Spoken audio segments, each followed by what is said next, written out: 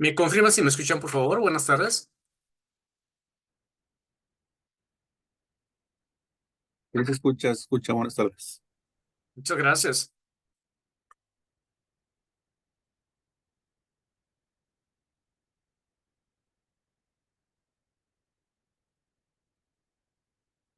Ya andamos por aquí en la cámara también. Bueno, lo primero que voy a poner mientras todos terminan de conectarse es el video que corresponde a la semana número 3 de la ruta profesional al éxito. Permítanme compartirlo.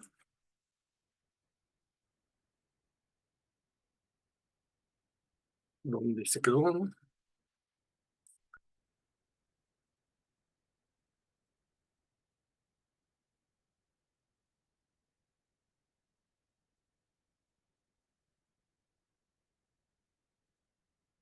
Aquí está.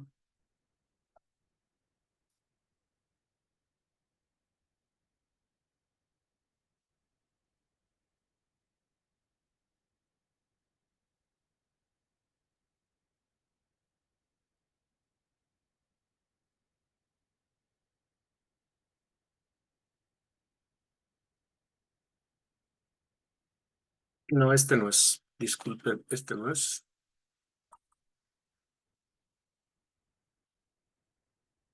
Ese es el de introducción.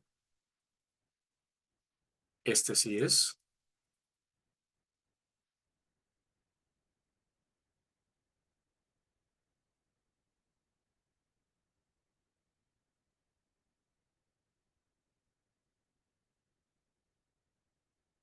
Muy bien. Vamos a ver el video y enseguida continuamos.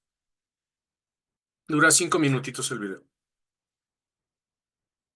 ¿Alguna vez te has preguntado por qué un martillo en movimiento puede clavar un clavo en la madera?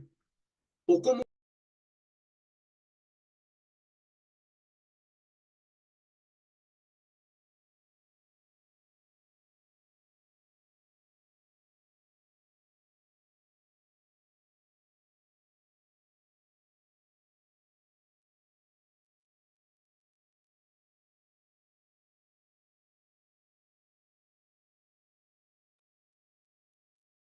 Ahí se perdió el audio, profesor.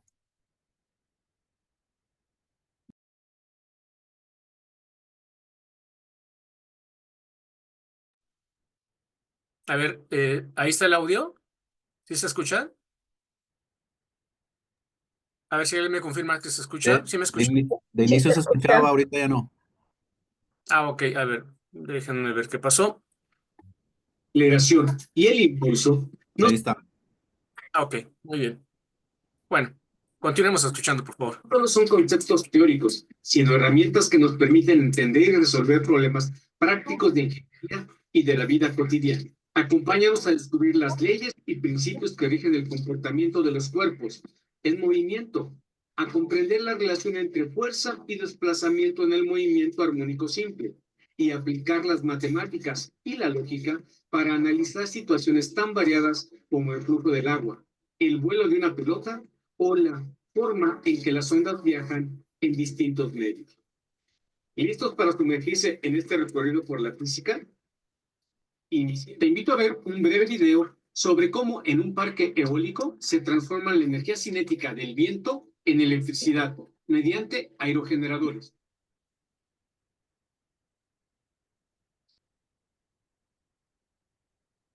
Una de las maneras más limpias de conseguir electricidad es la utilización del viento como fuente de energía. ¿Cómo? Mediante las centrales eólicas. Escucha, porque vas a entender cómo funcionan. En primer lugar, se hace un estudio del territorio para localizar lugares que suelen tener mucha influencia eólica. Cuando se tiene el sitio indicado, se colocan unos molinos como estos, que seguro que has visto en el horizonte cuando viajas por carretera. Tienen un gran mástil coronado por una góndola en la que hay enganchadas 3 hélices. Estas hélices están preparadas para moverse con el aire del lugar. El viento, energía llamada cinética, al mover las hélices, produce energía mecánica. Dentro de la caja, un eje traslada esa energía mecánica girando dentro de bucles de alambre de cobre, que son los que la convierten finalmente en energía eléctrica. Pero no ha acabado la cosa. Dentro de la caja Un transformador incrementa esa electricidad más de 4 veces. Luego la electricidad se envía por unos cables que la llevan al suelo, juntándola con la obtenida del resto de molinos. Toda la energía recogida acaba en una subestación eléctrica que incrementa aún más su potencia. Solo queda llevar la electricidad a los hogares de la región mediante la red eléctrica. Solo por el viento se traduce en energía cinética rotacional, que luego se convierte en energía eléctrica. Además, el estudio de las vibraciones y oscilaciones de las estructuras similares al movimiento armónico simple es fundamental para asegurar la integridad y eficiencia de estas instalaciones. Ahora ha llegado el momento de ir más allá y aplicar nuestro conocimiento de forma innovadora.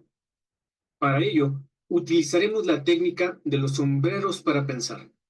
Esta dinámica nos permitirá abordar un mismo problema desde múltiples perspectivas, estimulando nuestro pensamiento crítico y la creatividad en la búsqueda de soluciones prácticas. Comencemos por recolectar información objetiva, que datos sobre la velocidad del viento, la densidad del aire, la altura de la torre y la longitud de las palas nos permitirán estimar el trabajo realizado por el viento y la energía generada. Ahora pónganse en el lugar de las comunidades cercanas. ¿Qué sensaciones genera el ruido o la presencia de enormes palas girando en su entorno?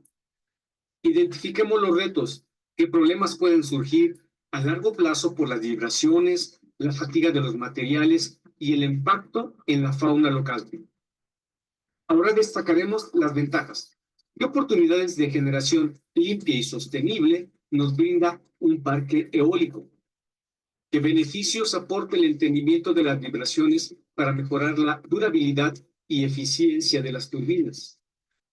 Aquí es donde entra su ingenio, basándose en los datos recabados, las emociones percibidas, las amenazas identificadas y las oportunidades detectadas. ¿Qué soluciones innovadoras podrían proponer? ¿Materiales con mejores propiedades mecánicas? ¿Controladores inteligentes que ajustan el ángulo de las palas según la intensidad del viento para minimizar el desgaste? Organicemos nuestras ideas. ¿Cuál sería el plan de acción, los pasos a seguir y la forma de evaluar si las mejoras son efectivas?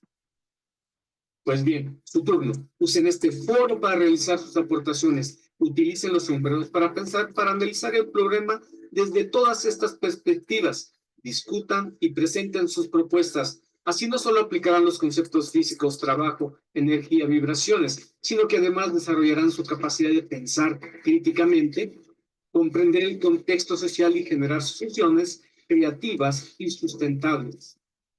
Adelante, el viento sopla y las ideas están en el aire. Es un momento de innovar. Los estoy leyendo. Nos vemos en la próxima. Bueno, muy bien. Esto corresponde a el video que se encuentra en la semana número 3 en el apartado de éxito profesional, ruta al éxito profesional, y corresponde a la primera estación. Bueno, nos han pedido que la pongamos al inicio de la sesión para que aquellos que todavía no han ingresado a esa área, pues lo hagan, revisen de qué va y recordando que les va a servir. Bueno, ahora sí, vámonos con lo nuestro. Déjenme poner mi presentación. Pero primero debo salir del video. Ya está fuera del video. Y ahora nuestra presentación. Está aquí.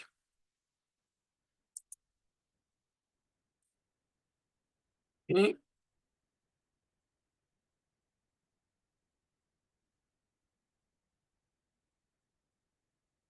adelante, Martín. Veo que levantaste la mano. Adelante. Sí, buenas noches, profesor. ¿Sí se me escucha? Te escucho muy bien. Perfecto. Yo respondí el ejercicio de los sombreros. Muy bien. Básicamente yo coloqué responder ahí. No sé si lo hice correcto. ¿Es ahí donde tengo que responderlo? Puse responder y puse mi respuesta ahí. En el mismo foro, en la parte de abajo, van apareciendo lo que ustedes van poniendo, sus aportaciones, y directamente y automáticamente la plataforma, al haber participado, les considera punto 5, o sea, medio punto, de su calificación final. Y eso es muy bueno, ¿no? Si ustedes participan en las 4 estaciones, podrían tener hasta 2 puntos extras adicionales en su calificación total final, ¿eh? Entonces es Ah, muy buen sí, porque a mí no me apareció ninguna calificación. Entonces, ¿qué debo hacer ahí? nada, es automático, pero tiene que ser, lo va a generar al cierre Ah, ok, ok, comprendo. de todo el periodo. Entonces se van Muy a ir amable. ahí, se van a generar todas, Gracias. ¿vale? Bueno, muy bien, muchas gracias por preguntar. Y ahora sí, vámonos con nuestra semana número 3, movimiento. La semana pasada estuvimos hablando de lo que es la energía. Hablamos de la importancia de las fuerzas para hacer el movimiento de cuerpos, pero propiamente no hemos hablado de forma particular del movimiento. Y el movimiento es tan importante que lo hemos dividido en 2 partes. La primera parte la estaremos viendo el día de hoy y la segunda parte la veremos en la siguiente sesión. ¿Por qué es tan amplio este tema del movimiento? Porque prácticamente es lo que rige la vida que tenemos, cualquier cosa que tenemos, ¿sí? Prácticamente todo se mueve nuestro planeta, se mueve nuestro entorno, nosotros nos movemos, los animales se mueven, lo que hemos construido, fabricado los humanos también se mueven, nos transporta, nos lleva de un lado para otro. Y entonces el movimiento es muy importante y se presenta en diferentes formas. Este día vamos a ver 2 manifestaciones importantes de este movimiento. La primera la vamos a ver primero en una dimensión y luego la veremos en 2 dimensiones. Y en la parte final vamos a estar revisando eh, el movimiento circular. Bueno, entonces vayamos allá. Bueno, esto es lo que corresponde a la ruta al éxito profesional. Y ahorita nos encontramos en la primera estación todavía. Aquí está brevemente explicado lo que tienen que hacer. En el video, como vieron, explico cada uno de los sombreros, qué significa. Esta técnica es muy buena porque te permite abordar de una forma muy amplia, tratando de encontrar todo el contexto alrededor del problema, de un problema real, ¿eh? De un problema físico y tratar de encontrar la solución. Apréndanse esta técnica. En verdad, es muy buena. Y no solo sirve para física, ¿eh? Sirve para muchísimas cosas que nosotros utilicemos esta técnica de los 5 sombreros. Bueno, y esta semana, siendo la primera parte del movimiento, lo que esperamos es que se pueda determinar y analizar bien el movimiento rectilíneo uniforme, el movimiento acelerado, el movimiento uniformemente acelerado o desacelerado y el movimiento circular uniforme. Y las competencias que esperamos se puedan obtener es que se puedan resolver problemas en relación a estos movimientos. Vamos a empezar pues. Eh, este es nuestro temario de la semana número 3. Vamos a estar hablando de la rapidez y velocidad, los diferentes tipos de movimiento rectilíneo que conocemos. Eso nos va a llevar hasta el 3.4 y después veremos el movimiento circular uniforme y gravedad y queda de los cuerpos libres, movimiento de proyectiles, vibración, ondas y sonido. Los últimos 2, 3.8 y 3.9, propiamente los estaremos viendo la siguiente semana. Hoy nos vamos a quedar solo hasta el movimiento de proyectiles y por ahí estaremos trabajando un poco con el asesor académico para resolver algunos ejercicios. Entonces, vamos a empezar con el reconocer los tipos de movimiento que podemos encontrar. Entonces, para empezar, ¿qué cosa es el movimiento? Bueno, el movimiento es un cambio de posición, ¿sí? Estamos en algún lugar y podemos cambiar de posición o algún objeto cambia de posición. Este cambio de posición puede ser en una dimensión, en una forma rectilínea. Es pensar que solamente vamos en una dirección sin importarnos nada más. O puede ser que sea en 2 dimensiones. Eso significa que no solamente avanzo sobre una recta, sino también estoy subiendo en referencia a ese marco de referencia de esa línea. Un movimiento muy conocido y que se presenta en muchísimas áreas es el movimiento parabólico. Este movimiento parabólico, pues prácticamente lo vemos en muchísimas partes. Ya veremos ahora los ejemplos. Y el movimiento relativo depende del sistema de referencia. Puede ser inercial o no inercial. Por ejemplo, si nosotros vamos dentro de un transporte, un camión quizá, o el mismo metro, ¿no?, que hay en diferentes ciudades, y nosotros estamos jugando con una pelota y la pelota la lanzamos hacia arriba, para nosotros será simplemente ese movimiento. La pelota sube y baja, la pelota sube y baja. Incluso nos podrían preguntar, oye, ¿ese movimiento es vertical o horizontal? No, pues es vertical, hacia arriba y hacia abajo. Porque estamos dentro del móvil que se mueve, que es el camión. Pero si alguien pudiera ver a través de las paredes del automóvil y viera el movimiento que está haciendo la pelota cuando la hemos lanzado en un punto y cuando la volvemos a recibir en la mano, no vería que se mueve la pelota de forma vertical. Estaría viendo que la pelota hace una curva. El punto es que no es lo mismo estar dentro de donde ocurre el movimiento que estando fuera de donde ocurre el movimiento. Entonces, por eso depende del sistema de referencia que estemos observando, ese movimiento, en donde el movimiento va a tener cierto sentido. Hay que reconocer en dónde estamos y cuál es nuestro marco de referencia. El movimiento puede ser de diferentes tipos y tiene que ver mucho con la trayectoria que sigue. Si la dirección de la trayectoria cambia, estamos hablando de un movimiento rectilíneo.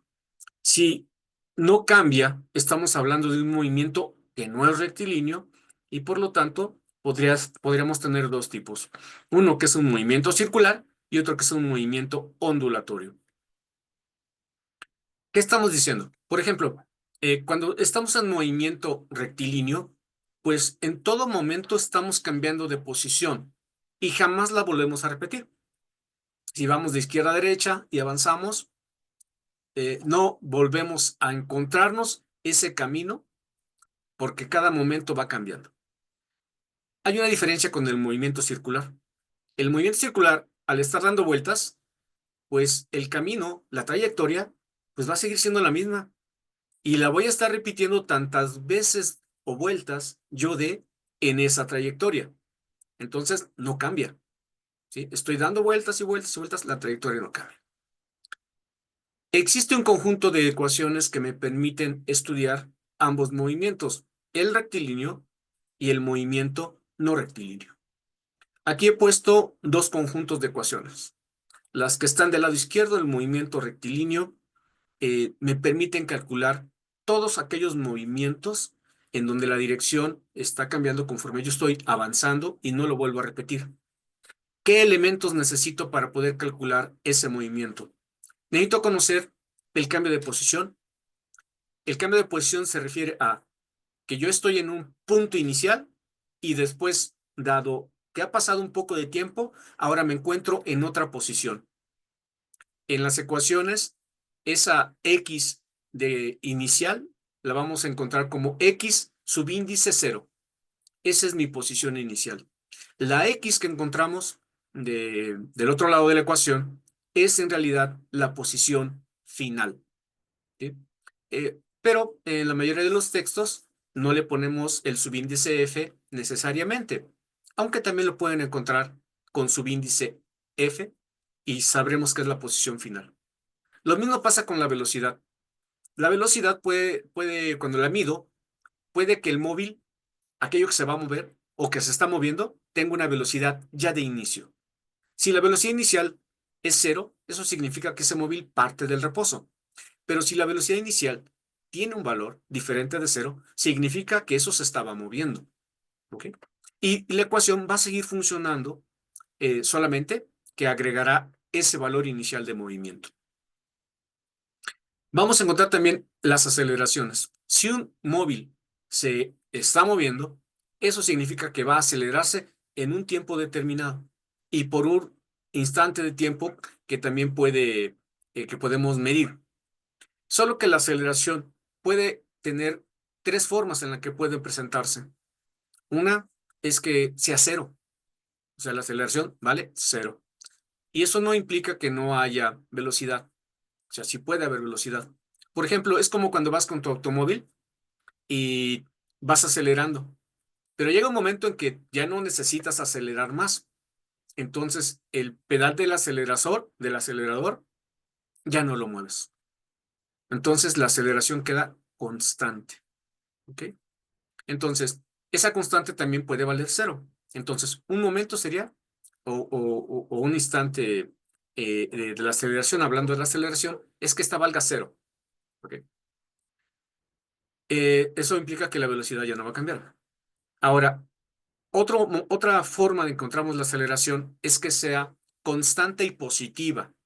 Por ejemplo, en la caída de un paracaidista, esa aceleración va a ser constante debido a la atracción gravitatoria de nuestro planeta y va a ir aumentando la velocidad del paracaidista que va cayendo hasta que abre su paracaídas, ¿no?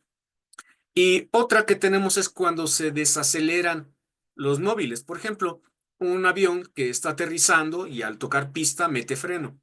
Bueno, esa velocidad que trae de impulso al aterrizar, pues se va a perder.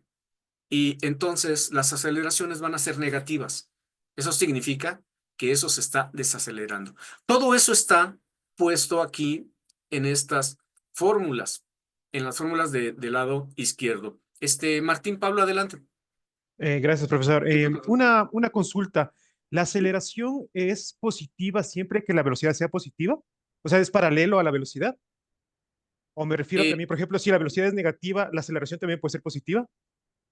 bueno, vamos a entenderlo más bien desde el concepto real, ¿no? Cuando la Ujú. aceleración es negativa, quiere decir que algo se está deteniendo.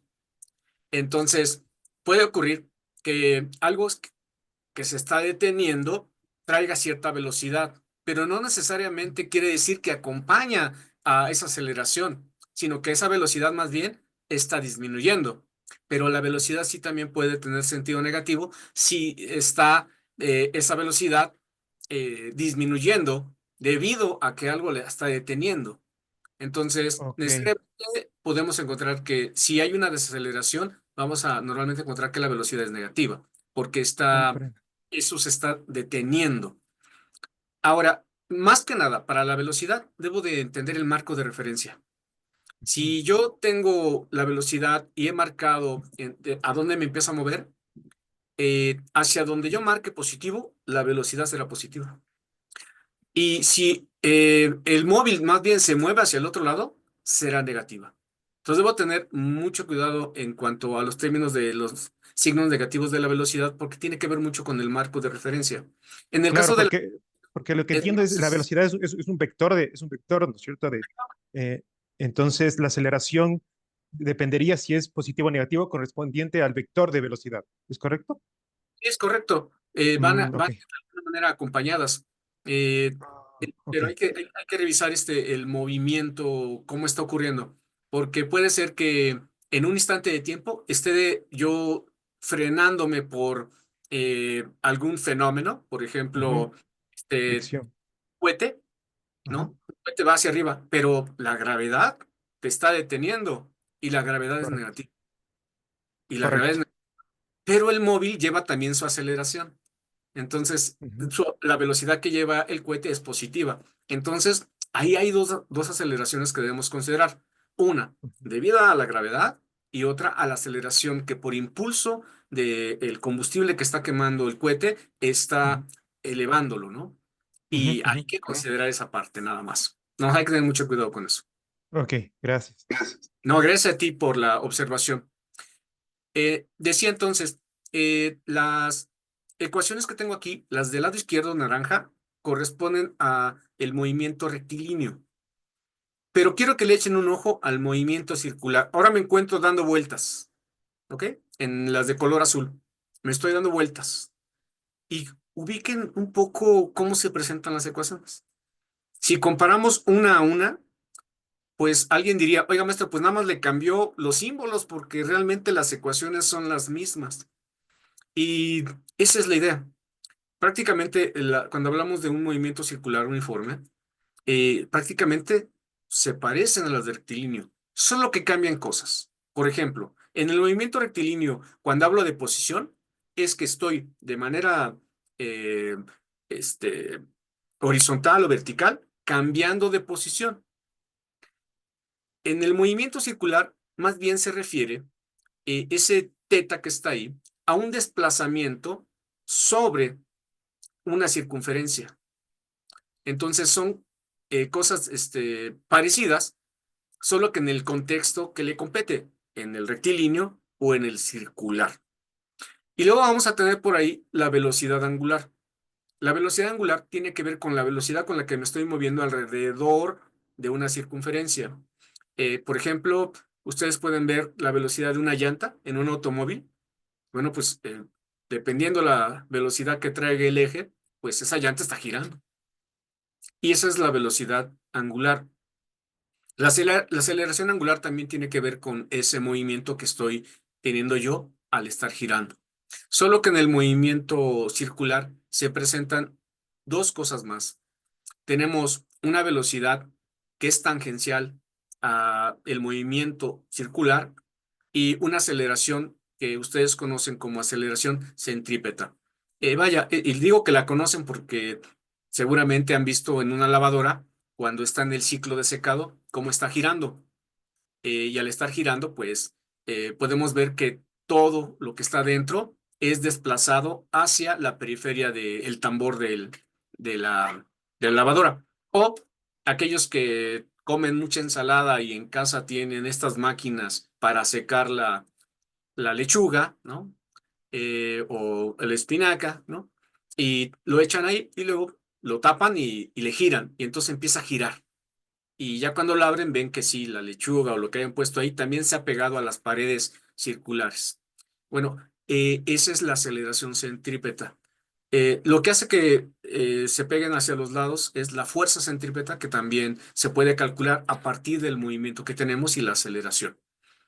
Entonces, hay cosas muy similares en el movimiento rectilíneo y en el movimiento circular y que podemos combinar porque hay máquinas que utilizan ambas. Cuando se conectan cosas que están rotando y las conecto con otras, hay un cambio. O tenemos bandas que tienen, por ejemplo, en el supermercado es muy común que cuando llegas a la caja, depositas tus eh, compras y la banda los jala, ¿no? Bueno, esa banda tiene en sus extremos dos rodillos y lo que permite que al girar el rodillo gire se mueva la banda.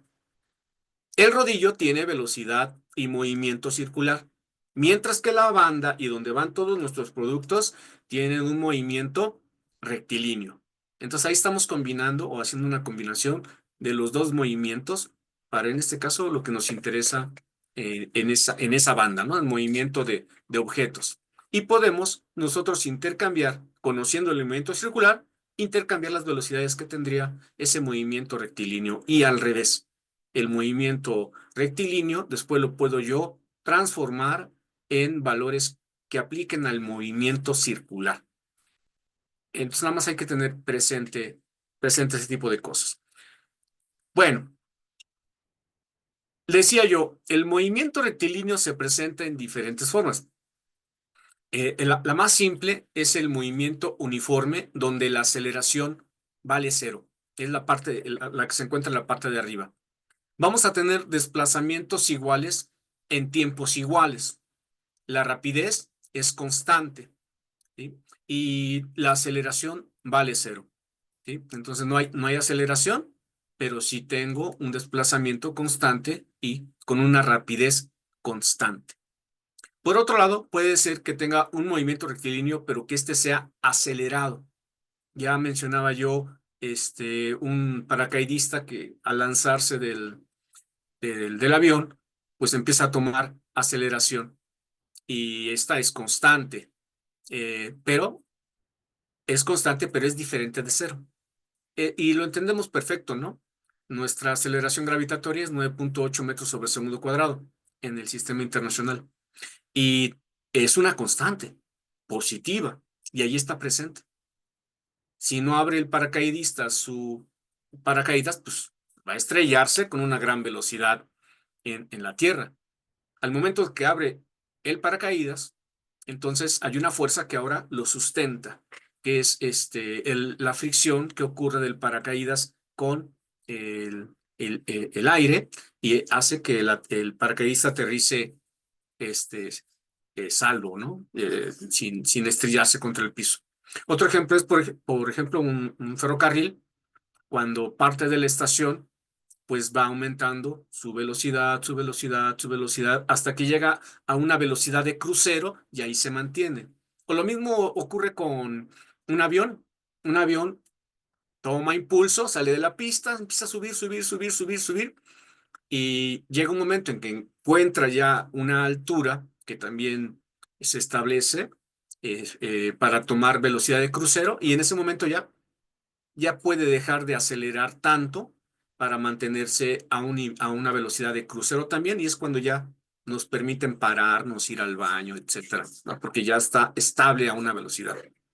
Y por otro lado también tenemos un movimiento rectilíneo retardado, o en donde hay la velocidad disminuye, va disminuyendo. Por ejemplo, cuando vamos frenando en un automóvil o cuando encontramos un accidente que nos frena de golpe, bueno, pues entonces ahí hay una aceleración, pero esa aceleración es negativa. Y este tipo de movimientos son los movimientos más sencillos que podemos encontrar. Y tan sencillo es que lo hemos simplificado. Nuestro movimiento lo indicamos simplemente bajo una dimensión que puede ser horizontal o vertical. Nada más, no hay otro factor que estemos observando dentro de este movimiento, que también se conoce de una dimensión. Cuando hablamos de un movimiento de dos dimensiones, pues estamos hablando de movimientos que no solamente se desplazan hacia arriba o hacia abajo o de izquierda a derecha, sino que ambos movimientos pues están ocurriendo en el mismo instante. Cualquier deporte en donde haya, por ejemplo, una pelota o un balón, presenta este movimiento, ¿sí?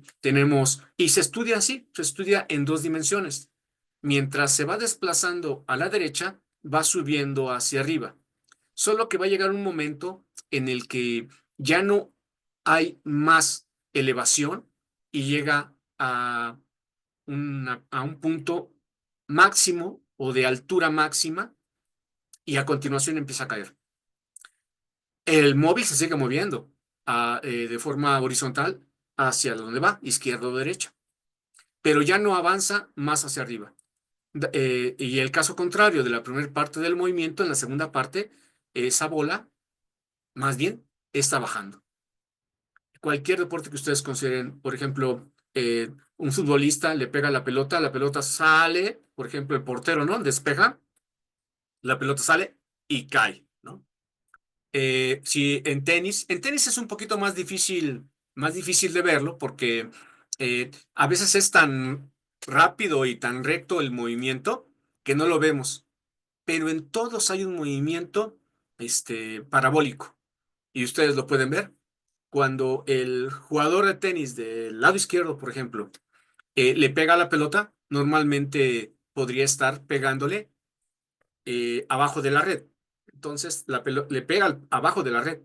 Cuando le pega y cruza, pues el otro jugador le pega y normalmente le pega abajo de la red. Eso significa que hubo un movimiento parabólico, aunque es tan rápido que en ocasiones no vemos que sea así una parábola tan extendida. Donde sí lo vemos es, por ejemplo, con los jugadores de básquetbol, ¿no? Un jugador de básquetbol, normalmente cuando va a clavar la pelota, necesita una parábola para que esa pelota entre sin rozar, ¿no? A menos que venga por rebote, ¿no? Pero normalmente cuando le pega sin utilizar el tablero, se forma una parábola. Y aquí en el video les he puesto esos tres ejemplos, pero también les he puesto cómo es la trayectoria parabólica, ¿no? Sube y baja. Ok, Bueno, ya entendimos eso, ¿no? Que este movimiento tiene dos dimensiones, puede subir, bajar o izquierda, derecha. ¿Cómo lo analizamos o cómo lo estudiamos? Bueno, aquí les puse un video para entenderlo. Voy a ir parándolo para que voy explicando. Bueno, lo primero que tenemos es considerar que la pelota roja es la que hace el movimiento parabólico.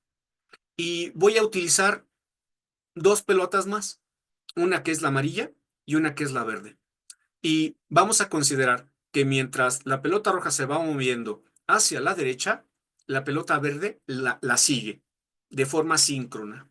Y mientras la pelota roja va avanzando hacia arriba o hacia abajo, la pelota amarilla también la sigue de manera síncrona. Y entonces, tenemos una velocidad inicial con la que sale la pelota roja. Es ese vector inclinado que le vamos a llamar v subíndice 0. Esa es la velocidad inicial. Esa velocidad inicial tiene dos componentes vectoriales.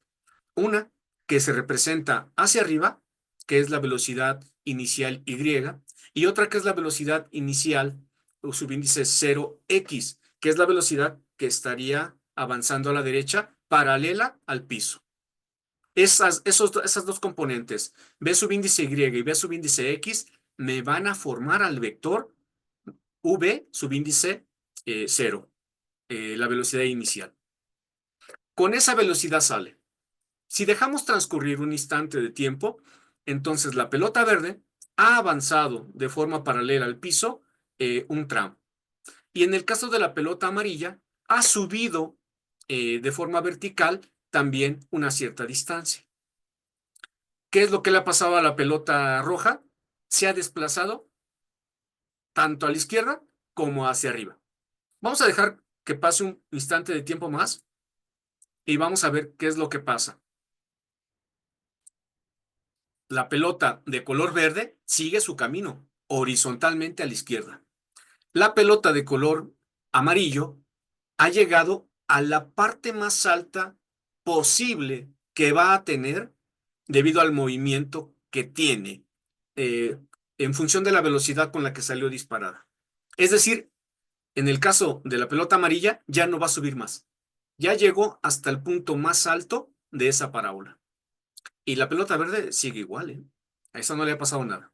Vamos a avanzar un poquito más en el video y vamos a ver qué es lo que pasa un instante de tiempo más. Ahora vemos que la pelota verde pues sigue igual. No le ha pasado nada, sigue moviéndose a la izquierda, perdón, a la derecha, ¿sí? Y no hay quien la detenga a la pelota verde. Y como está volando la pelota roja, recuerden que la pelota verde y la amarilla me sirven para explicar la pelota roja. Entonces, la pelota roja realmente está en el aire. Es decir, horizontalmente a la pelota verde no hay nadie quien la detenga. Si ven cómo le he separado del piso, la pelota verde le he separado del piso porque en realidad estoy considerando que es la pelota roja que va moviéndose a la derecha. Y no hay nadie quien la detenga. No hay fricción, al menos. Estamos diciendo que no hay fricción. En el caso de la pelota amarilla, ha ocurrido algo. Después de haber llegado a su punto más alto, ahora empieza a bajar. Y pueden apreciar cómo el vector que tiene la pelota roja, el vector vertical, cambió su sentido de la flecha. Antes de la mitad, el sentido de la flecha de la pelota roja hacia arriba apuntaba hacia arriba. Después de la mitad, ahora el vector vertical de la pelota roja apunta hacia abajo. En el caso de la pelota verde, todo ha sido igual. Todo se ha mantenido igual. Estas observaciones nos permiten entonces llegar a conclusiones.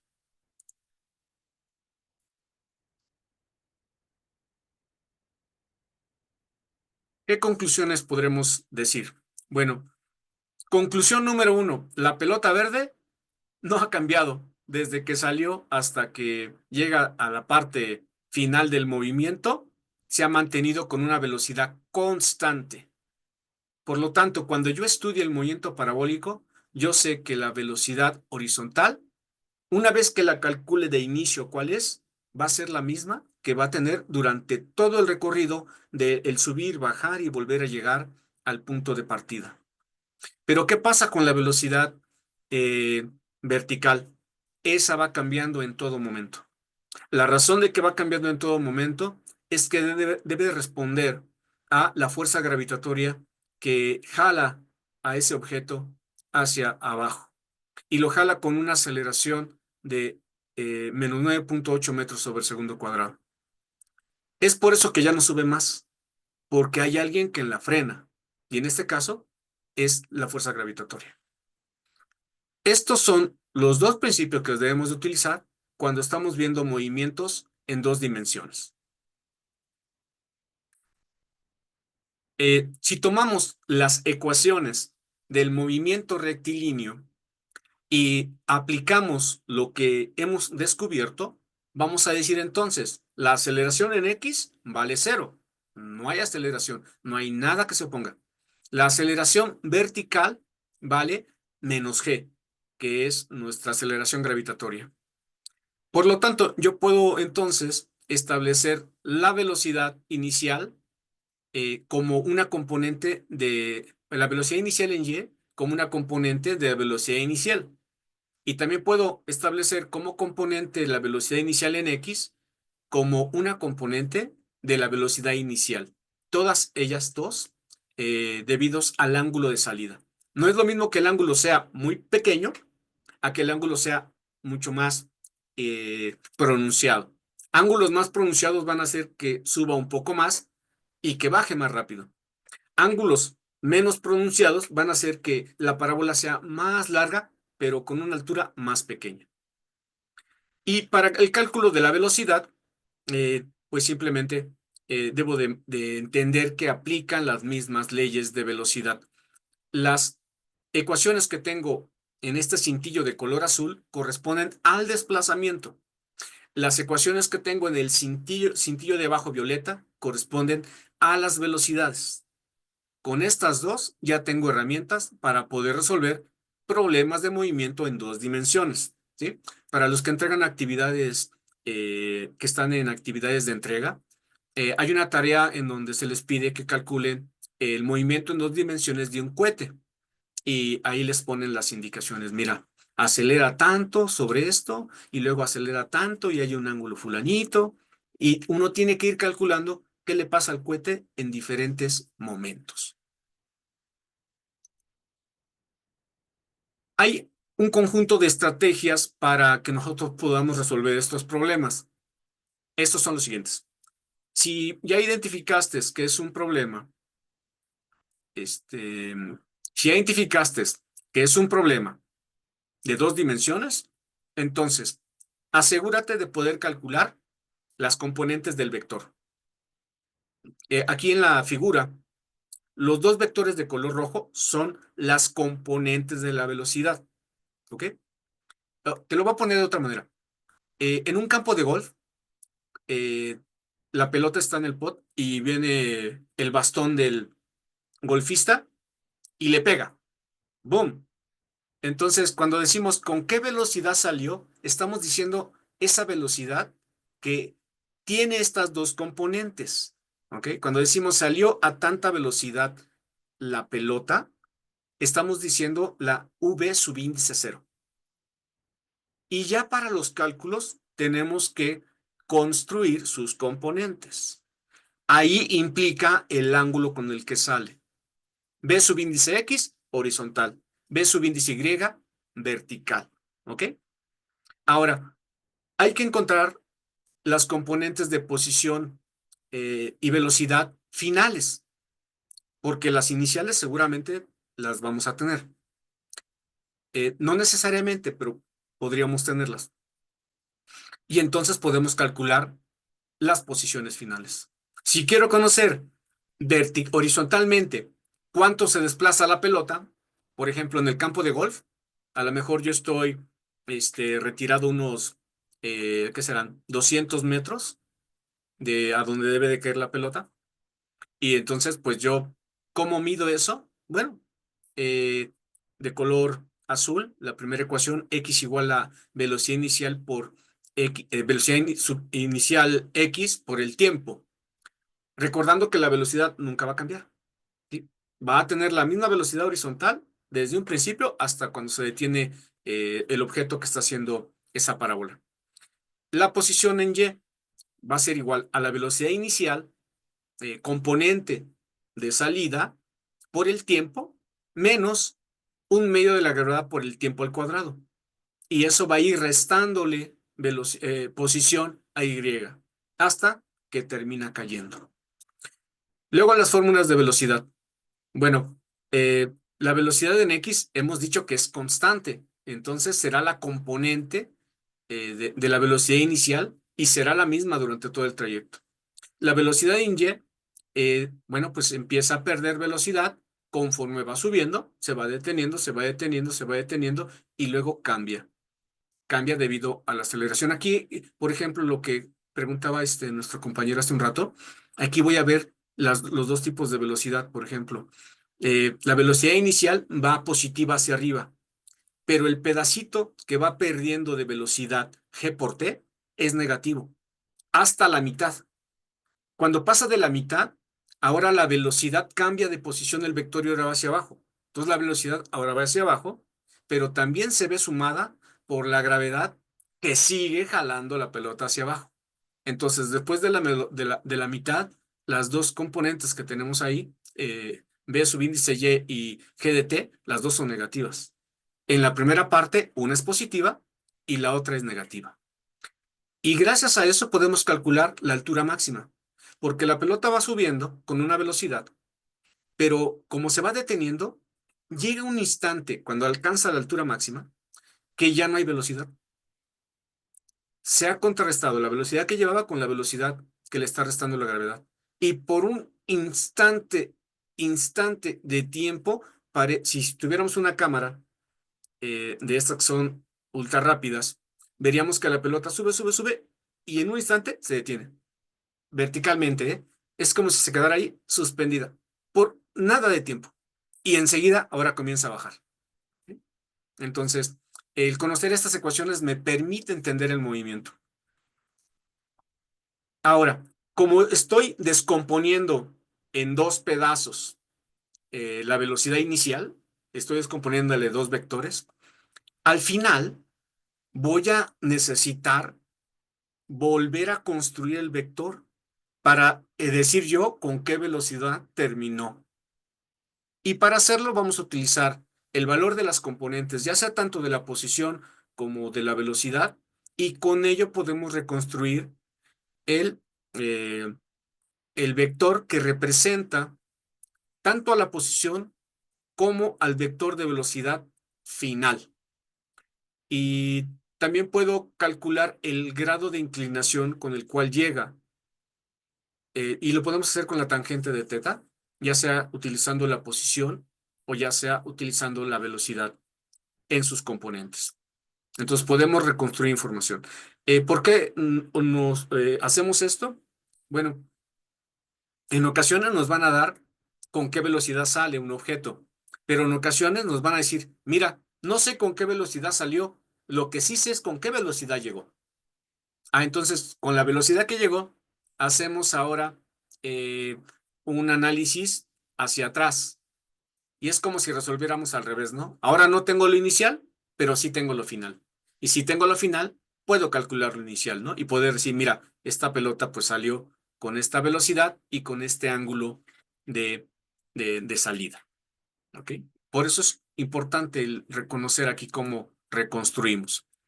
Bueno, vamos antes de ver el ejercicio a preguntarle dos cosas al asesor académico. Número uno, los pasos para resolver un problema de movimiento parabólico, que es muy similar a lo que yo acabo de poner, y vamos a solicitar que nos proporcione un algoritmo para resolver este tipo de problemas. Es decir, ¿qué debería yo de considerar paso a paso para resolverlo?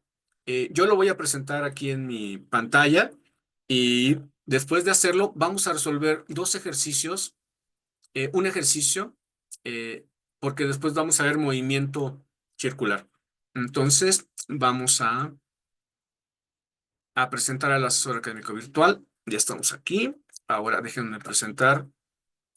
Recuerden, el asesor académico virtual lo estamos utilizando no para que nos resuelva las cosas, sino para que nos ayude a resolver las cosas sin que me dé el resultado, ¿no? A ver, déjenme ver porque me sacó. A ver, compartir de nuevo. Ahí estamos. Compartimos. Ok, y ahora ya lo abro aquí. Y bueno, recuerden que el asesor nos guarda todo lo que le hemos preguntado de histórico anterior.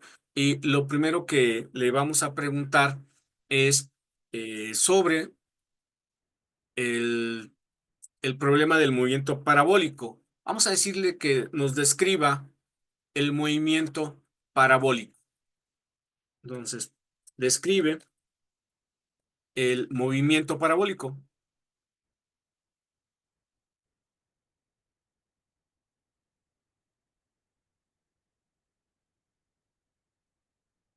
Luego sí que lo haga brevemente, ¿no? Para que no nos ponga tantas cosas. Vamos a ver qué es lo que nos dice.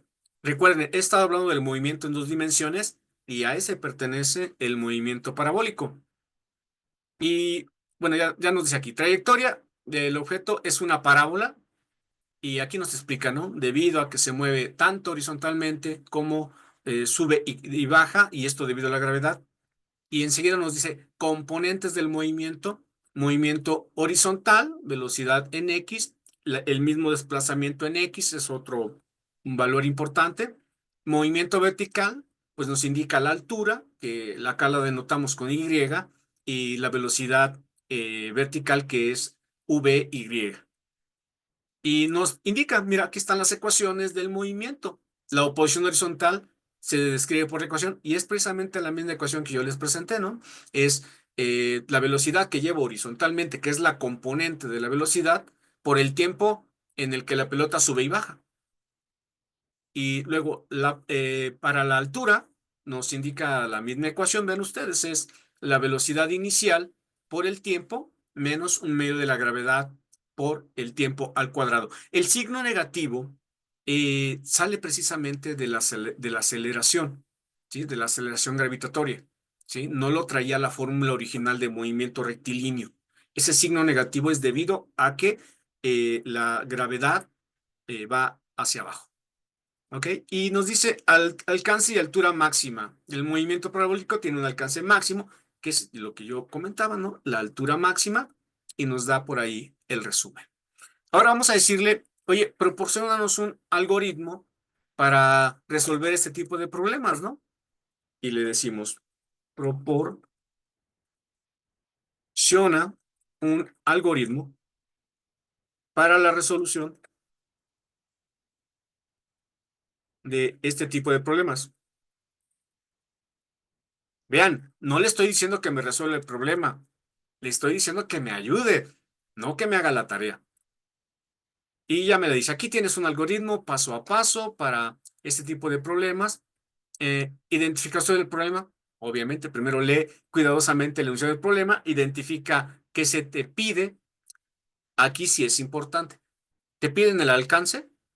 El alcance es hasta dónde llegó, por ejemplo, en el golf. El alcance es de donde le pegué a la pelota que estaba en el pot, hasta dónde llegó, cuánta distancia recorrió. Ese es el alcance. ¿Sí? Y luego, altura máxima, es decir, hasta arriba, cuánto subió, ¿no? ¿Cuánto lo subió? Otra cosa que también nos puede interesar es el tiempo de vuelo. Entonces, algo nos van a preguntar que tiene que ver con ese movimiento. Dibujar. Esto es muy bueno. Hagan siempre un diagramita, ¿no? En su hoja. A ver, pues esto está ocurriendo así. Porque ocurre que no todos los movimientos parabólicos son completos. El completo es el que vimos en la primera de las láminas, subo y bajo. Ese es completo. Pero hay movimientos que son incompletos y que debo de tomarlo en cuenta. Por ejemplo, imagínate que estás, no sé, en la torre de un castillo y hay un cañón disparando una bala o un proyectil. Bueno, pues ahí podemos tener un movimiento parabólico incompleto, porque al salir hace una parábola, pero como que entrecortada y luego cae, cae, cae, cae, cae, hasta donde vaya a llegar, que normalmente es abajo de la posición de marco de referencia que tendría el cañón, pues la pelota, perdón, la bala va a subir y va a cruzar ese eje. ¿no? Va a cruzar la horizontal que tiene el cañón y va a caer más abajo. Y eso lo podríamos considerar como una parábola incompleta, ¿vale? Entonces, debemos de hacer un dibujito para entender muy bien de qué se trata. Definir un sistema de coordenadas X, X, Y, ¿ok? Descomponer la velocidad inicial, con la que se le pegó, con la que se disparó esa bala de cañón, descomponerla en la componente horizontal, ¿sí? La posición X y la Y en velocidad subíndice y X, velocidad subíndice Y. Descomponer las velocidades. Tienen que ver con el ángulo y para la componente horizontal es siempre el coseno y para la componente vertical es siempre el seno. ¿Ok? Esto es debido a que hay un triángulo rectángulo que se forma. Y bueno, aplicar las ecuaciones, las mismas que ya nos presentó antes, pero aquí, por ejemplo, ya nos ha separado cómo calcular el tiempo de vuelo. Esta ecuación de t igual a 2 v0y entre g, ya él sí ha despejado a t, ¿ok? Pero también podemos hacerlo nosotros al considerar varios puntos de lo que está ocurriendo en el vuelo total que tenemos nosotros de la pelota, ¿ok? El cálculo de la altura máxima también nos proporciona una fórmula, que en este caso es velocidad inicial y al cuadrado entre 2g, y también la podemos obtener nosotros de las ecuaciones anteriores. Aquí ya nos está ayudando. El alcance, bueno, es lo que yo comentaba antes, ¿no? Esta posición final horizontal que tengo, que es igual a la velocidad inicial por el tiempo, donde t es el tiempo de vuelo total, ¿sí? T es una constante aquí que es el tiempo total de vuelo. Y bueno, ya verifica tus resultados y concluye. ¿Ok? Bueno, con ello, bueno, pues creo que estamos listos para poder realizar el cálculo del siguiente ejercicio. Entonces, vamos a ver, ¿se acabó?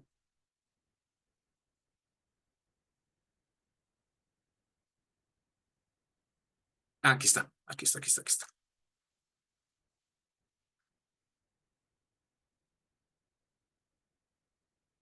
Ok, aquí estamos. Vamos a resolver un problema y vamos a hacer checklist de esto que hemos visto con el asesor académico virtual. Y van a ver que estamos haciendo exactamente lo mismo que nos ha recomendado. Número 1, aquí el problema es una persona que está pateando una pelota. Esta pelota va a tener una altura máxima y va a tener un alcance desde que le pateamos hasta que vuelve a llegar a la misma horizontal, que podemos llamar como R, ¿ok? Así lo indicó también el asesor académico. Vemos que tiene una velocidad inicial de salida de 10 metros sobre segundo. Esa es la velocidad inicial. No es ninguna componente. Es el vector inclinado que ustedes ven que va en dirección hacia donde ha pateado la persona. Y ese ángulo vale 30. El ángulo con respecto a el horizonte vale 30. Bueno, hay que calcular la distancia horizontal que recorre y la velocidad en el punto C. Esta BDC es el vector con el que estaría llegando la velocidad, ¿sí? Es decir, voy a pintar un vectorcito aquí para que lo ubiquemos.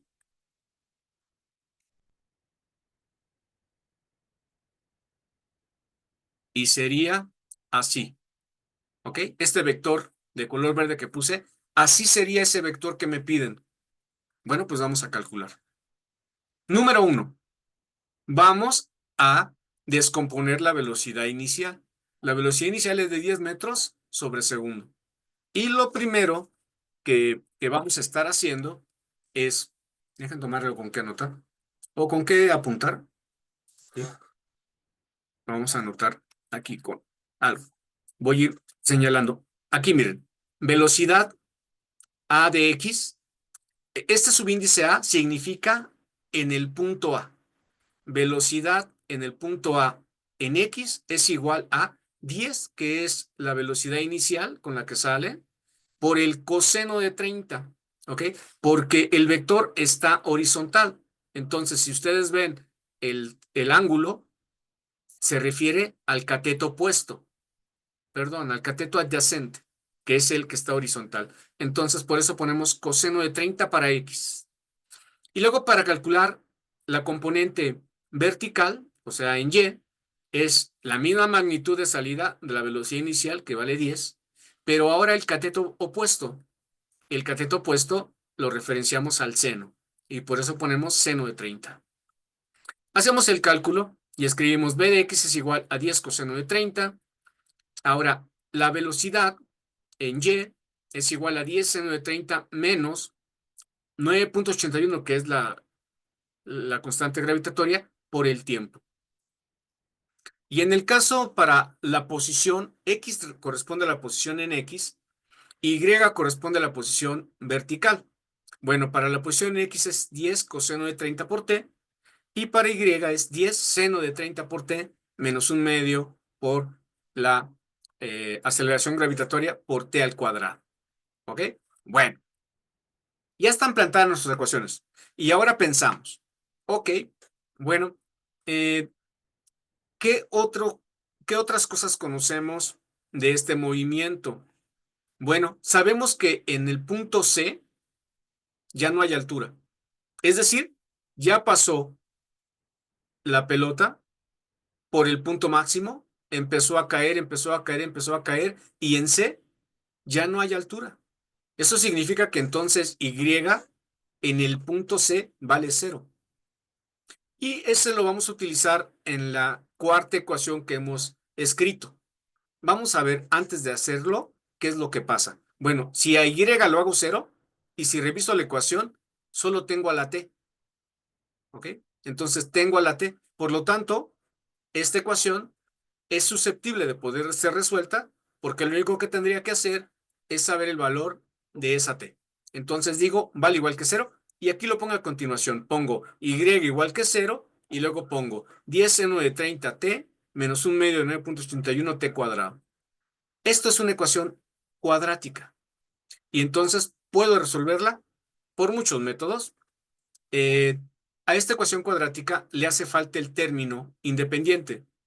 ¿A qué me refiero? Bueno, que una ecuación cuadrática tiene esta forma.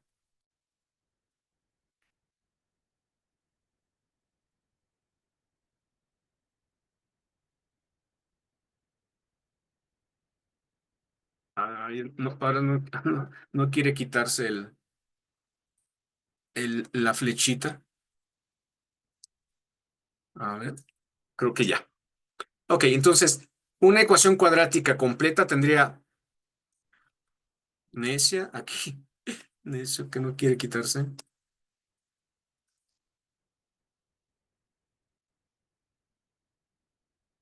A ver, si me deja ahora sí.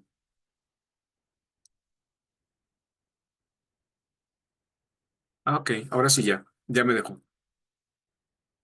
Bueno, entonces, una ecuación cuadrática completa tendría la forma a x cuadrada más b x más c igual que 0. Vean ustedes que tengo 10 seno de 30t. Eso sería como b, el 10 seno de 30. Y luego el menos un medio 9.81 sería como la a. Y vean ustedes que no tengo término independiente. Por lo tanto, yo puedo despejar mucho más rápido el valor de la t. Vean ustedes cómo lo planteo aquí. Aquí este vale 0, ¿ok? Aquí este vale 0, igual que 0, y me queda así. Para despejar a la x o a la t, voy a despejar primero una x. Voy a sacar a una x, me va a quedar ax más b, ¿ok? Entonces, ya factorizando, ya despejé a una x. Cuando yo tengo esto de aquí, y esto debe ser igual que 0, yo ya puedo, por inspección, es decir, por observación, decir lo siguiente. ¿Qué valores de x multiplicado por el paréntesis me da 0? Pues la única respuesta es 0. Por lo tanto, uno de los valores es que x valga 0. Y después me quedaría nada más ax más b igual que 0. Y ahí despejo a la x. Y entonces, esa va a ser la primera x, y la segunda x va a ser b, pasaría al otro lado, que quedaría menos b, y luego quedaría a, y luego me quedaría menos b entre a. Y ya he despejado a la otra x. De esta manera vamos a hacerlo. Al realizarlo, esta sustitución con los valores que nos da, nosotros tenemos que, ya dijimos que una va a valer 0. Y al despejar la otra, nos va a dar 1.019. Obviamente que del tiempo, como aquí el valor de y estamos hablando del punto C, pues ya pasó tiempo. Entonces, este tiempo T1 no puede ser igual que 0. Porque este tiempo T1 igual que 0 se está refiriendo al punto A cuando nosotros empezamos. Que también tiene lógica, porque hay dos lugares donde la Y vale 0. En el punto C y en el punto A. Entonces, el tiempo 1 igual a 0 corresponde al punto A. Ese no nos interesa. Nos interesa cuando está en el punto C, que es cuando T2 vale 1.019. Ya tenemos un primer valor. Ese tiempo corresponde también a todo el tiempo de trayectoria de la pelota. Es el tiempo en el que estuvo la pelota moviéndose en el aire. Continuemos. Bueno, entonces, déjenme borrar aquí todos los dibujos.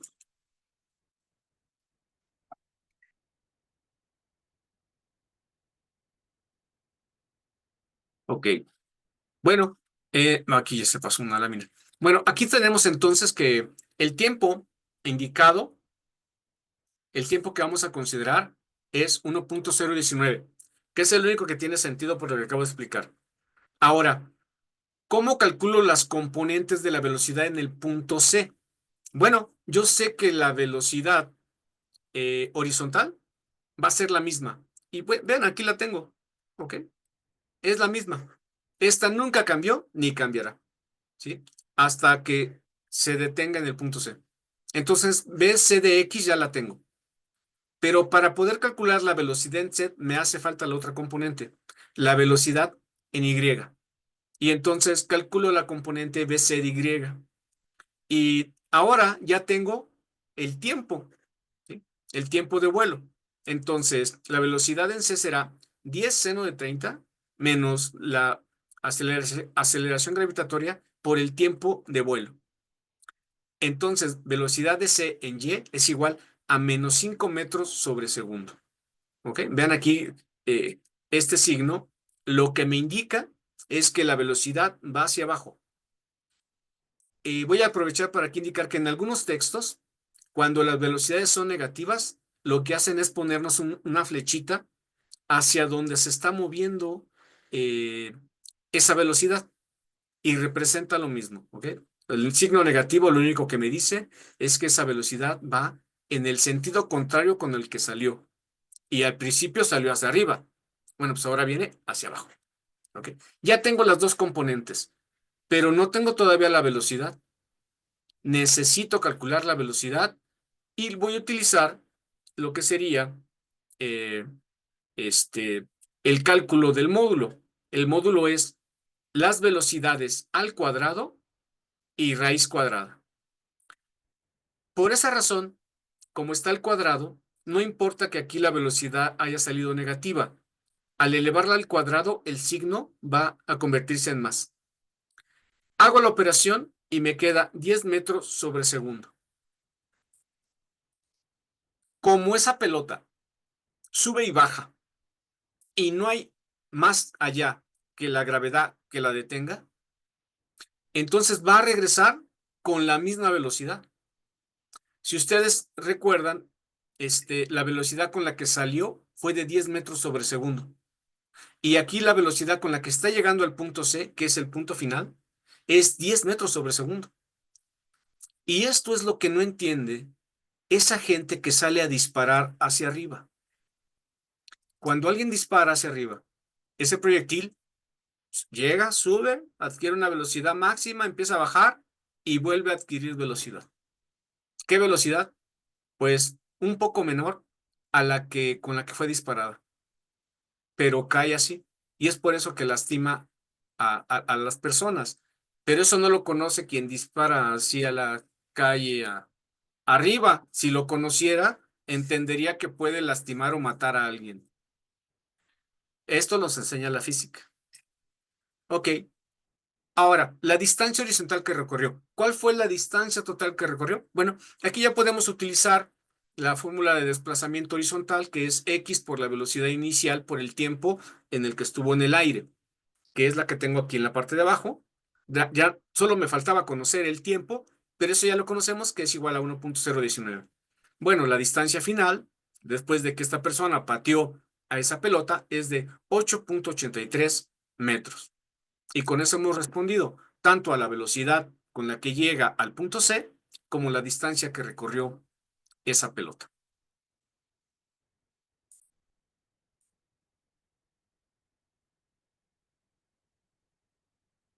Ok, bueno, vamos a avanzar.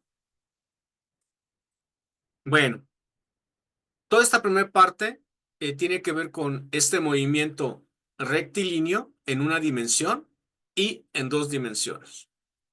Pero también hemos mencionado que hay otro movimiento, que es el movimiento circular. ¿Qué es el movimiento circular? Bueno, se basa en un eje de giro con un radio constante, es decir, el radio no va cambiando, el radio permanece constante.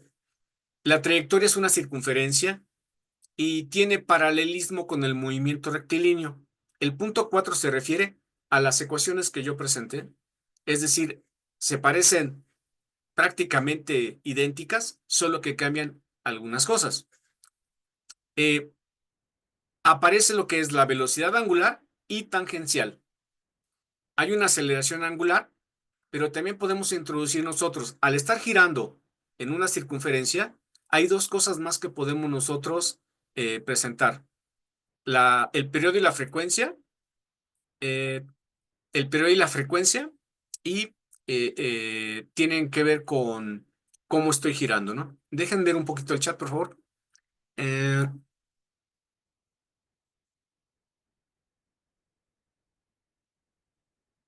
Dice, ¿y el tiempo cuánto vale?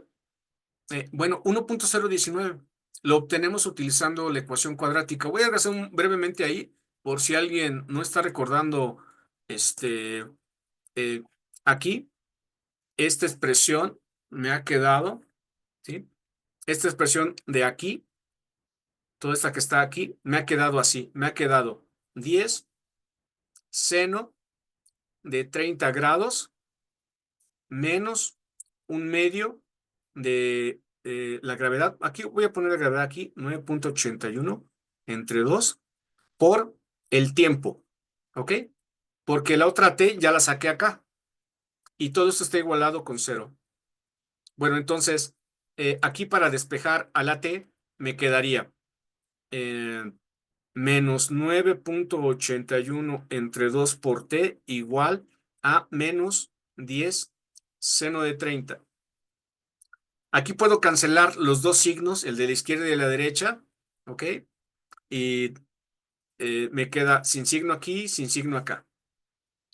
Y ahora lo que voy a hacer es que el 2 está multiplicando, perdón, está dividiendo, va a pasar multiplicando, y el 9.81 está multiplicando, pasa dividiendo. Entonces me queda t es igual, y me queda 2 por 10 por seno de 30 entre 9.81. Y así sacamos este tiempo de acá. El otro tiempo lo vimos por simplemente una inspección sobre qué valor de t me provoca 0 y es el 0. Pero el otro t lo calculamos así. Entonces, no, Jefferson, no puede quedarte negativa. Ten cuidado con los signos, por favor. Revisen bien. Y luego dice más abajito, Gerardo, ¿podría volver a repetir la anterior? Bueno, ok, ya lo hice. Ok, ya expliqué lo del tiempo, ¿vale? Hagan bien el cálculo, por favor. Y recuerden, su calculadora, ya dijimos, debe de estar en grados, no en radianes, si no les va a dar otra cosa. ¿Ok? Sí, por favor. Y Reina, ya lo acabo de explicar. Gracias, José. Ok, ahora avancemos, ¿vale?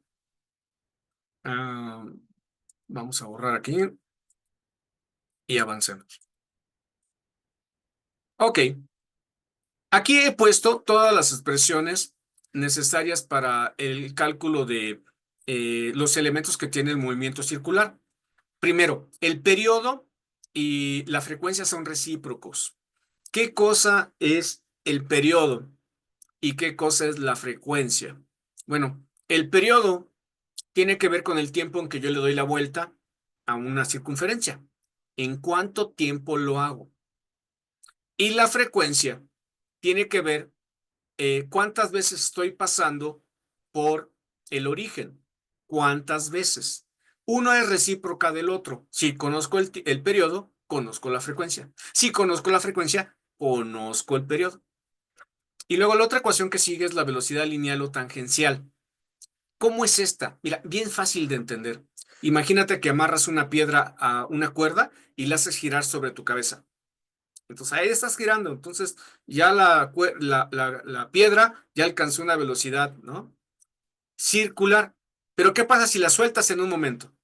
Imagínate que sueltas la cuerda, abres tu mano y esa piedra va a seguir, pero ya no sigue girando. Sale disparada en una dirección. ¿Ok? Por ejemplo, eh, las ondas, ¿no? Que eran estos instrumentos que permitían poner una roca, girar y lanzar una piedra, ¿no? Bueno, pues algo muy similar. Esa piedra va a salir en una dirección. Esa velocidad con la que sale la piedra es la velocidad lineal. O también se le conoce tangencial porque en un punto de la circunferencia es donde sale disparada. Bueno, ¿cómo puedo calcular esa velocidad tangencial? Bueno, es 2pi por r sobre el tiempo. ¿Ok? Aquí es importante entender que el tiempo, la t, el periodo, puedo poner su recíproco, que es la frecuencia.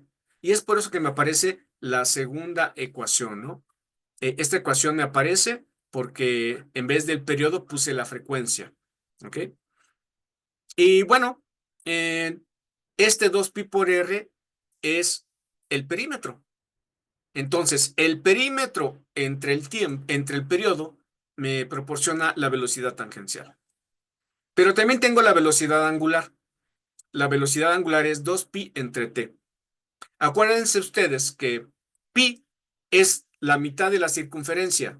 2pi es toda la circunferencia. Entonces, 2pi entre el periodo es igual a la velocidad angular. Y como también el periodo lo puedo cambiar por la frecuencia, entonces me queda 2pi por f. Concluyendo estas dos fórmulas, sea que tengas el periodo, sea que tengas la frecuencia, puedes calcular la velocidad tangencial o la velocidad angular. Más abajo, la relación entre la velocidad tangencial y la velocidad angular. Bueno, yo puedo relacionar la velocidad tangencial y la velocidad angular. Y esto lo puedo hacer a través de la siguiente ecuación. La velocidad tangencial es igual a la velocidad angular por el radio. ¿Ok? Y con esto puedo ir de la velocidad tangencial a la velocidad angular. Esta fórmula se utiliza mucho cuando estoy hablando de que hay una banda y que hay una circunferencia, lo que explicaba yo antes. Y de esa manera puedo establecer con qué velocidad va a estar moviéndose una banda o al revés, con qué velocidad debería estar girando un rodillo para alcanzar una cierta velocidad tangencial. Y finalmente la aceleración centrípeta. Es el último dibujo en la parte del lado derecho inferior. Solo que debes tomar en cuenta algo. ¿Ven ustedes la flecha, el sentido que tiene? Bueno, la aceleración centrípeta, la flecha siempre apunta al centro del movimiento. ¿Ok? Muy importante. La fuerza centrípeta es la que provoca que nos peguemos a la periferia. Y esa aceleración centrípeta y fuerza también la podemos ver, por ejemplo, cuando vamos en la carretera y nos toca una curva. Cuando nosotros tomamos la curva, ustedes seguramente se agarran de sus lados porque al pasar por la curva, como que te jala, ¿no? Como que te quiere sacar de la curva.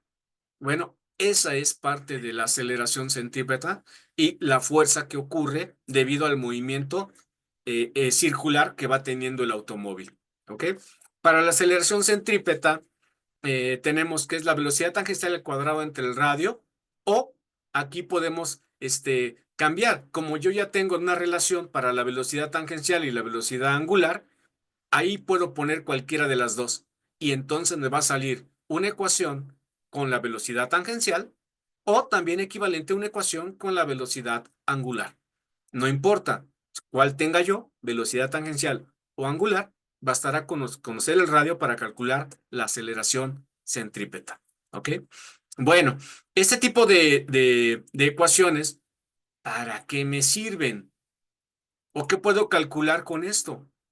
Bueno, aquí he puesto un ejemplo. Supongamos que tenemos un ventilador que gira a razón de 900 revoluciones por minuto.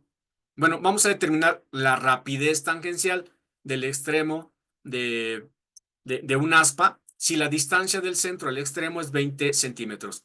Es decir, me están dando el radio, ¿no? Con los 20 centímetros. Entonces, primero calculo la rapidez angular de un punto que se encuentra en una de las aspas. No está girando e imagínense que tengo un puntito ahí en una de las aspas. ¿Ok? Bueno, primero lo que voy a hacer es convertir la velocidad que me dan, que son revoluciones por minuto, que esa es otra, ¿no? Es decir, la velocidad circular me la pueden dar en revoluciones por minuto, me la pueden dar en ciclos, me la pueden dar con revoluciones sobre segundo. Normalmente vamos a tener que poner las frecuencias y los valores referenciados a ella en segundos, ¿vale? En segundos, tanto el periodo en segundos como la frecuencia que incluya los segundos. Utilizamos un factor de conversión. Si tengo 900 revoluciones por minuto, que son las que tengo aquí, utilizo un factor de conversión. Bueno, nosotros sabemos que un minuto tiene 60 segundos. Eso me va a permitir cancelar los minutos y me voy a quedar con los segundos. Bastará 600 entre 60 o 90 entre 6 es igual a 15. 15 revoluciones por segundo. Entonces, si yo pudiera contar las veces que está pasando ese punto que se encuentra en el aspa, vería que por segundo ha pasado 15 veces. Pero no podemos, nuestro ojo no es tan veloz para captarlo. Tendríamos que apuntar una cámara ultra rápida para hacerlo. Martín, Pablo. Gracias, doctor. Una pregunta. ¿Estas ciclos, estas revoluciones sobre segundos, es lo que se le conoce como hercios? Sí, correcto. Exacto. Ok. Bien. Las frecuencias se dan hercios y es 1 entre segundo. ¿Sí? Así lo van a encontrar, 1 entre segundo. Alguien diría, no. Usted está diciendo revoluciones por segundo. Bueno, esta palabrita de revoluciones no es ninguna unidad. Es solamente una referencia. Te está diciendo que cada revolución la está dando por segundos. ¿Ok?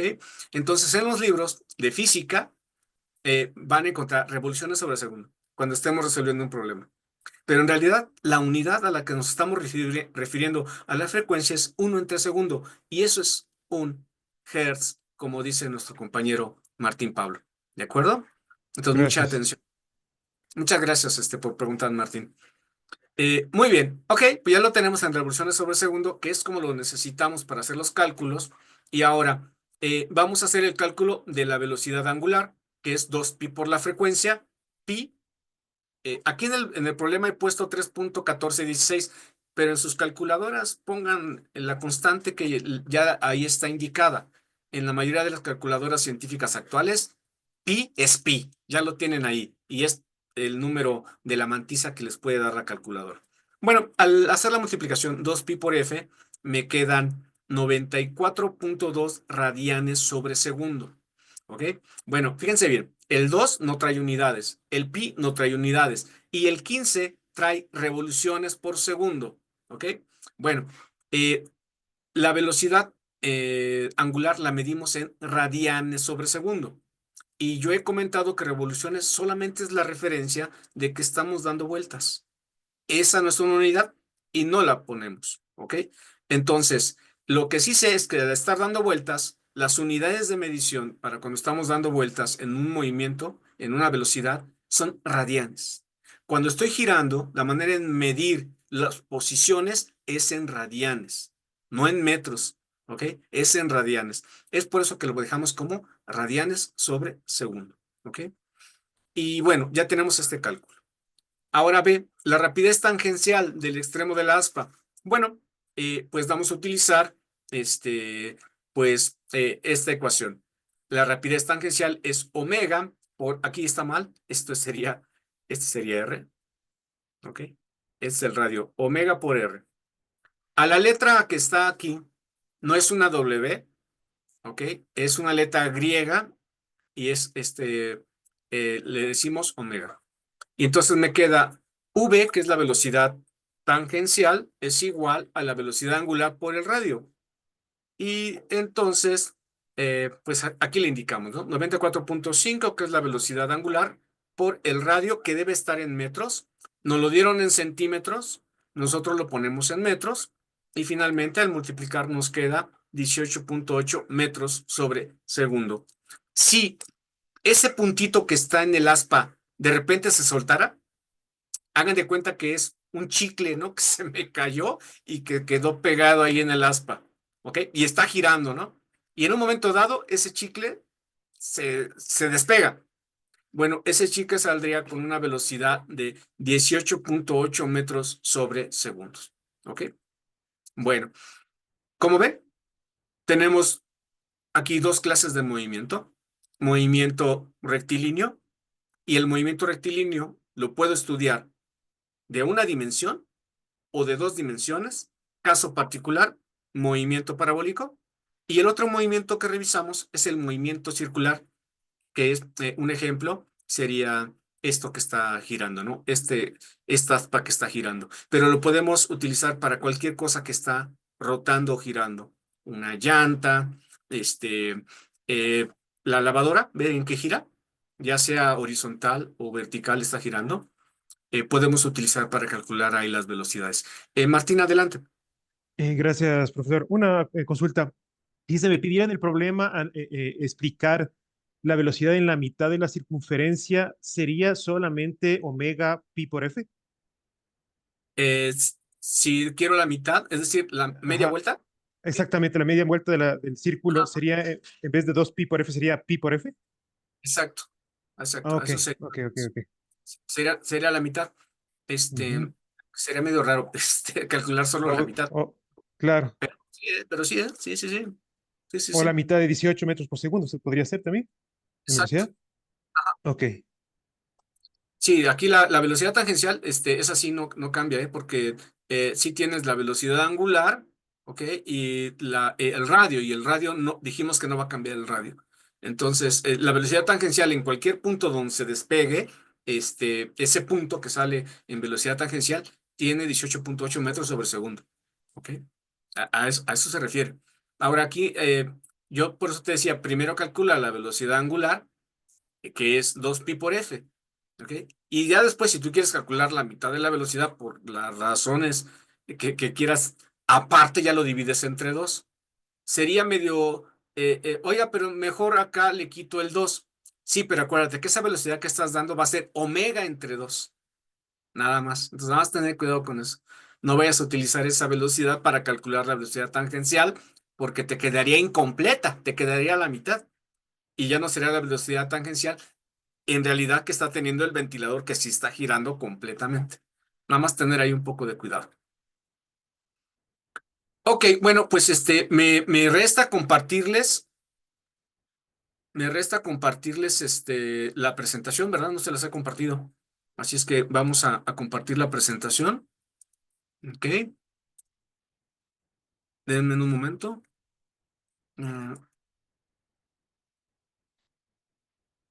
Es aquí rapidísimo. Y se los copio aquí en el chat. Ahí, ¿dónde está el chat? Aquí está el chat. Va para todos la presentación. Por favor, confirmen de que la pueden ver.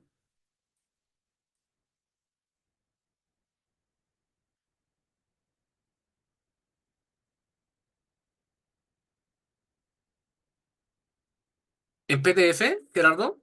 A ver, dame otro minuto, Gerardo, porque para compartirla en PDF tengo que descargarla. Entonces, dame un momento. Ok.